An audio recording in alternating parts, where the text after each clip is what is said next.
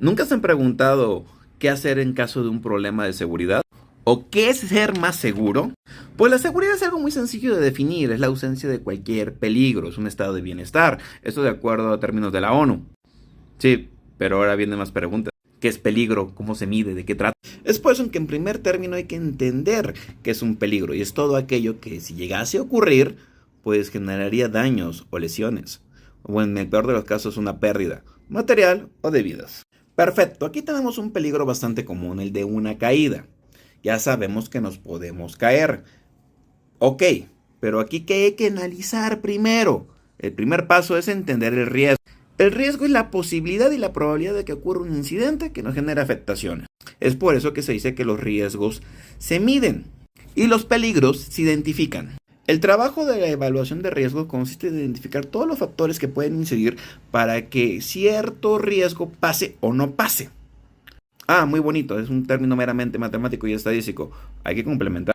Les presento el principio de evaluación de riesgos, que consiste en que riesgo es igual a vulnerabilidad.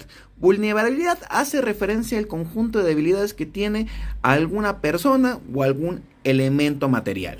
Como podría ser que una casa no tenga rejas, eso la vuelve más vulnerable. O que una persona no tenga su equipo de protección personal al momento de que está trabajando, lo vuelve más vulnerable. Eso incrementa ¿qué? El riesgo. Pero hay otros elementos, como cuál la amenaza. La amenaza, a diferencia de la vulnerabilidad, es un elemento externo. Es algo que nos rodea. Puede ser que yo salga a la calle, pero mis amenazas inminentes podrían ser un asalto o que un vehículo choque conmigo, porque son elementos que están fuera de mi espacio de control. También esto va a afectar lo que sería el tema del impacto. ¿Qué tanto este tipo de situaciones pueden impactar? Pueden ser pérdidas pequeñas, que habla sobre lo que es el apetito de riesgo, qué tanto riesgo puedo absorber o qué tanto riesgo voy a evitar, a discriminar. Es por eso que podemos concluir que el riesgo es la integración tanto de las amenazas, elemento externo como las vulnerabilidades, elemento interno, y el activo o el objeto a analizar, a proteger. Y ahí es donde aparecen los distintos riesgos. Muy interesante toda la parte de la evaluación, los elementos, cómo lo voy a hacer. Pues aplicaríamos el mismo principio que cuando queremos viajar a un lugar que no conocemos.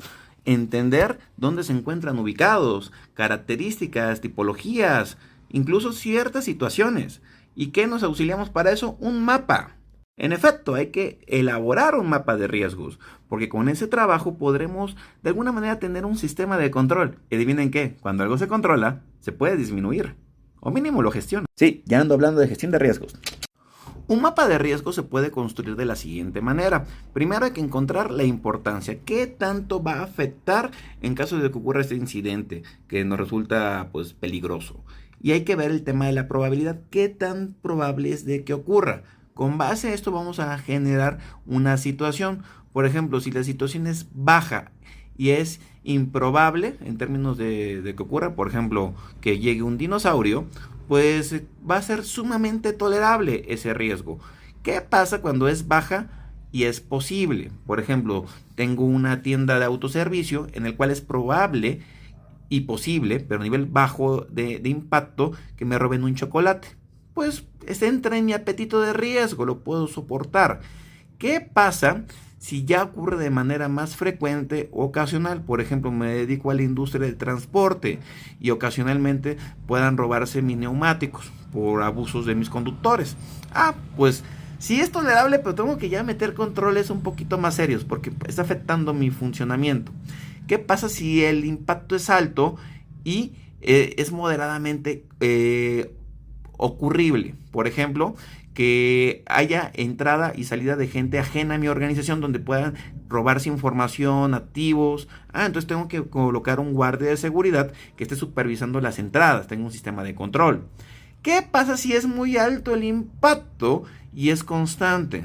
Como podría ser, por ejemplo, robo de propiedades industriales, intelectuales, secretos profesionales. Pues tengo que aplicar controles aún más severos y de esa manera voy a irlos mapeando. Ok, ya tenemos la idea clara de cómo funciona un mapa de riesgos, ya tenemos claro cómo lo vamos a identificar y cómo lo vamos a clasificar, cómo vamos a tener nuestra tipología de amenazas, nuestra tipología de vulnerabilidades y cómo esto va a impactar en el funcionamiento de la organización. Ojo, esto también funciona en nuestra vida privada, como podría ser en nuestras casas. Así que es un tema que se presta para mucho. Pues los voy a manejar en jerarquías de situación, del menos eficaz al más eficaz.